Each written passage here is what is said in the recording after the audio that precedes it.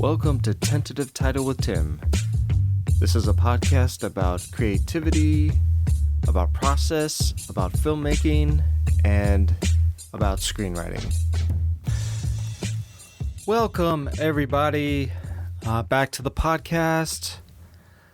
Once again, I hope everybody out there is doing well. So, today, I wanted to talk about the slow burn. And I, for one, appreciate a story that is unfolding little by little by little, because of the fact that it seems when information is being revealed, it's very methodical.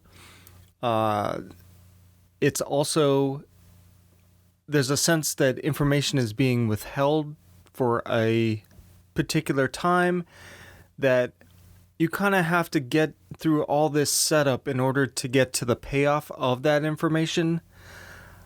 I really appreciate it.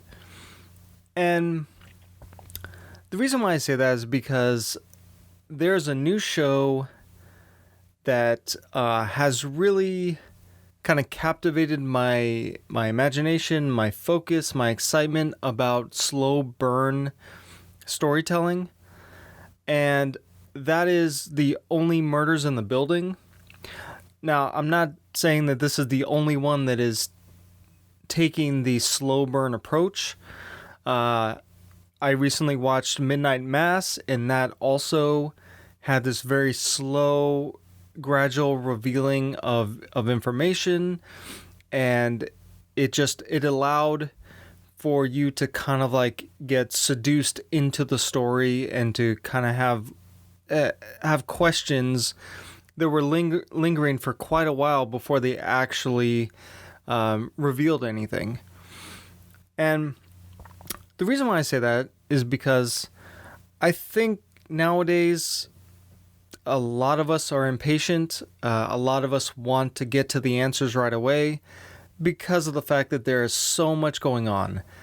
Like, just open your phone, go to an app, like a news app, and you will find an endless amount of information and,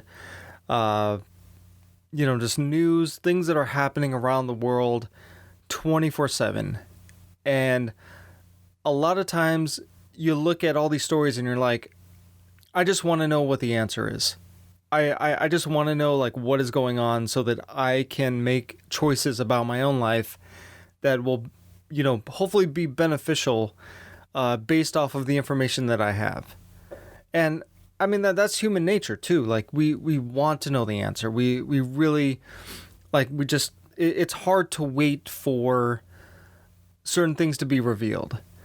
And I see that a lot, especially with television shows, even with movies, where you start a movie and you start watching it, and within the first 10 minutes you're like, I just want answers. Like, I want to know what's going on. But the runtime may be 2 hours long, and you're not actually going to get any of those answers until the end. And if the story is good, if the characters are compelling, if the writer and the director know what they're doing, they'll sprinkle enough breadcrumbs along the way to keep your interest, to kind of answer some things, but then still keep the main question open. Like, that is good storytelling. That even if you know nothing about what's going on, you'll still be interested. You'll still want to sit out the entire show or movie until the end.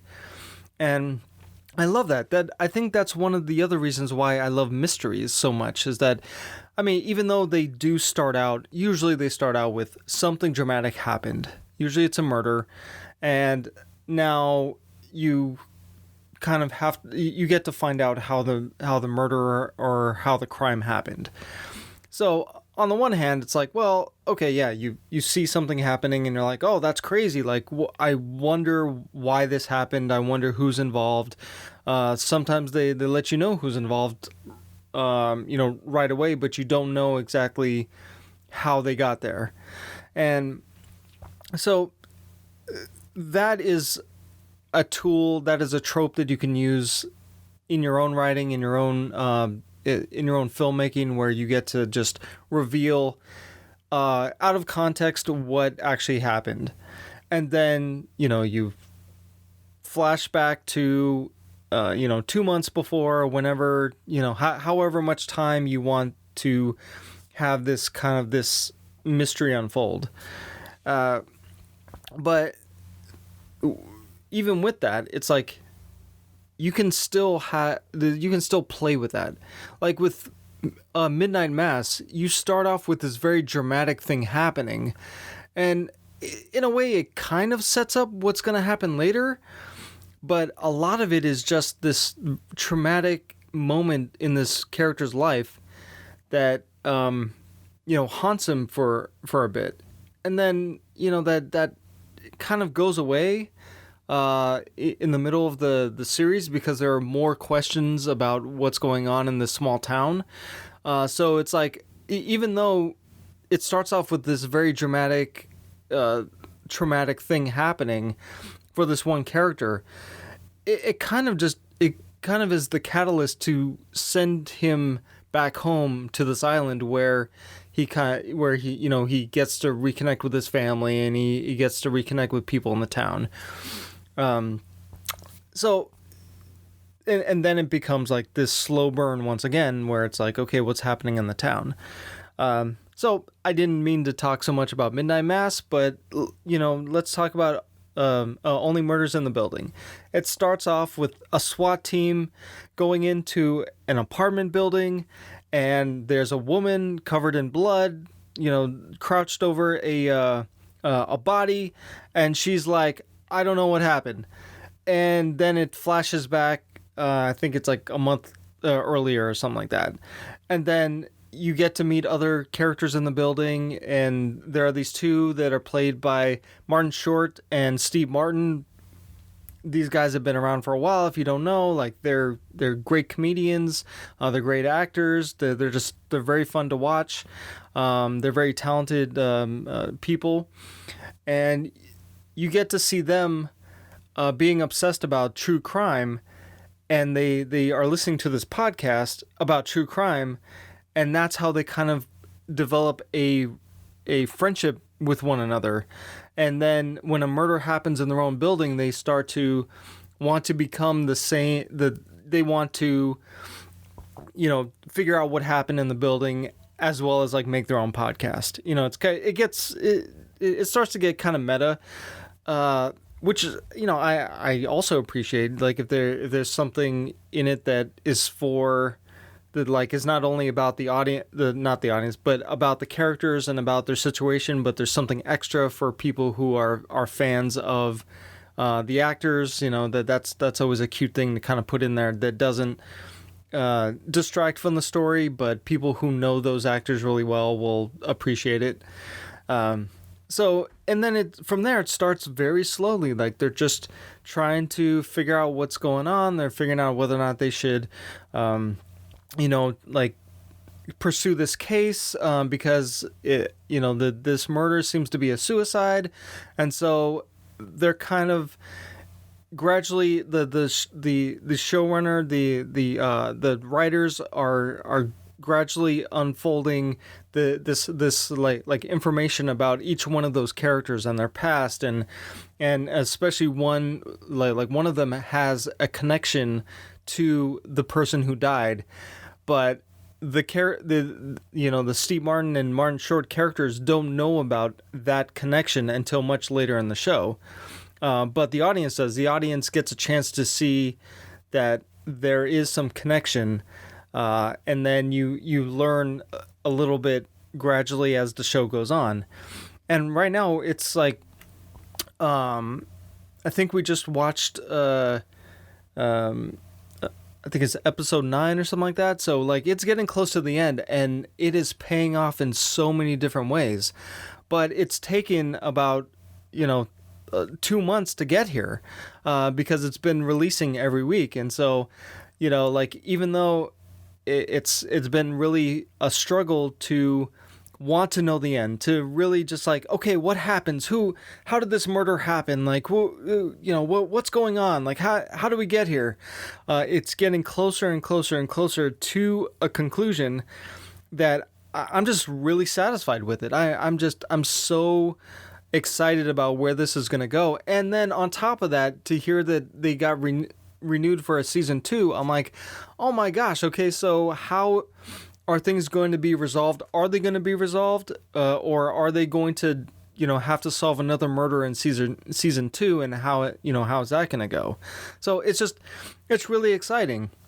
And it's this very, very slow burn, because of the fact that like you don't get all the answers in the for a very long time. Like it takes a little while, but you're getting answers gradually, and sometimes the episodes seem like they're slow, but they're actually setting things up.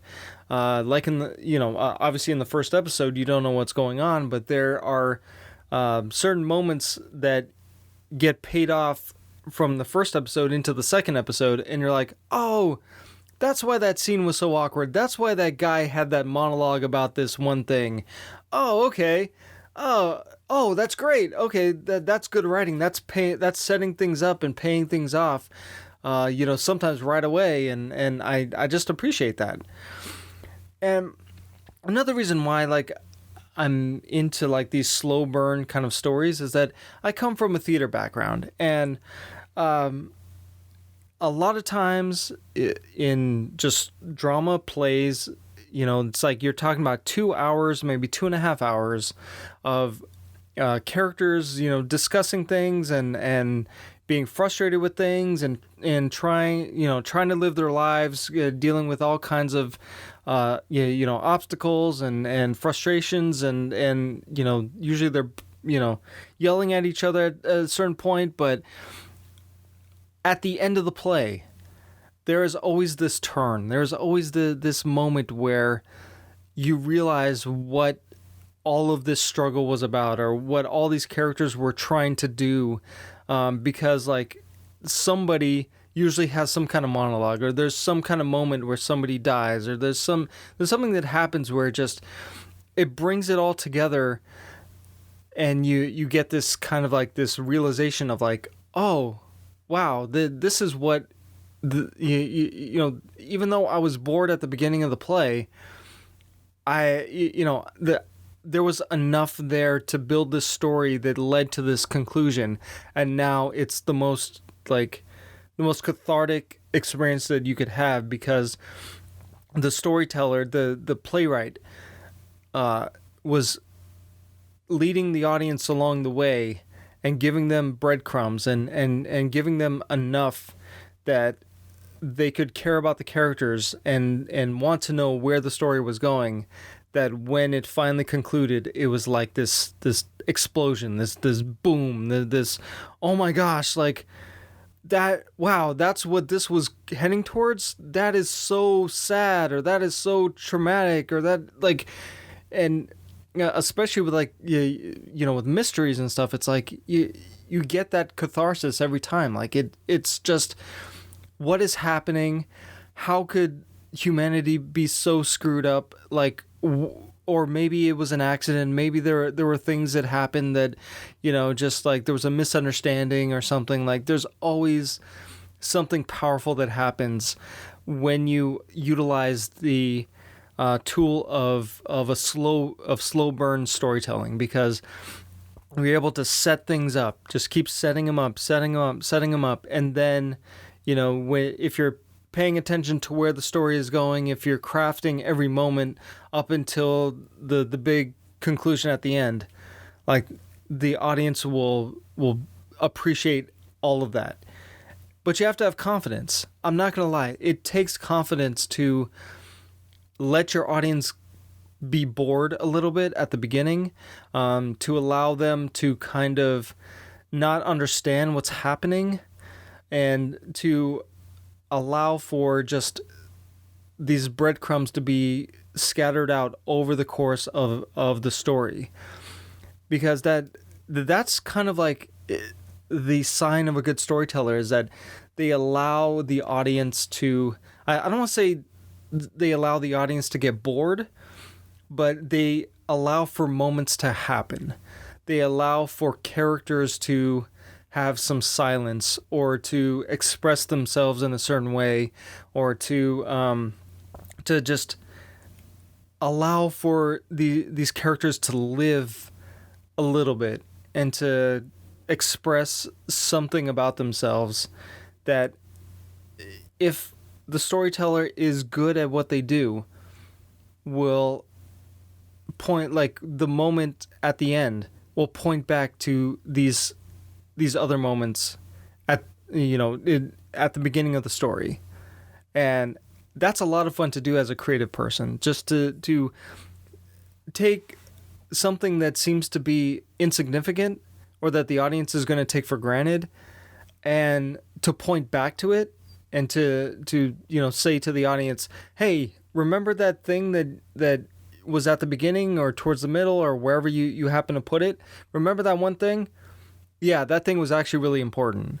But at the moment in the story, it didn't seem like it was important. It seemed like a very insignificant thing, or maybe like it was a scene to show character, or something. But eventually it comes back around to it. And as an audience member, you're like, oh my gosh, thank you for connecting, what I thought was insignificant to something that is actually quite significant to the story and to the characters. I want to say that, like, that is one of the easiest tools that you can do as a storyteller, but I think a lot of us don't do that because we're kind of trying to, I guess, subvert expectations, or we're like, oh, that's too obvious. Like, oh, the guy, I had this happen at the beginning, and oh, look, I'm pointing back to it. Oh, look, oh, yeah. But the audience actually does appreciate it. They want you to connect your story as much as possible. They want to feel that, like, by the end of the story, that, like, everything that was in that story was important to that story.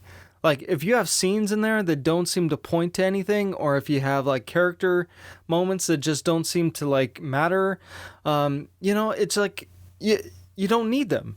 Like, you don't need every insignificant thing for that character did in that day.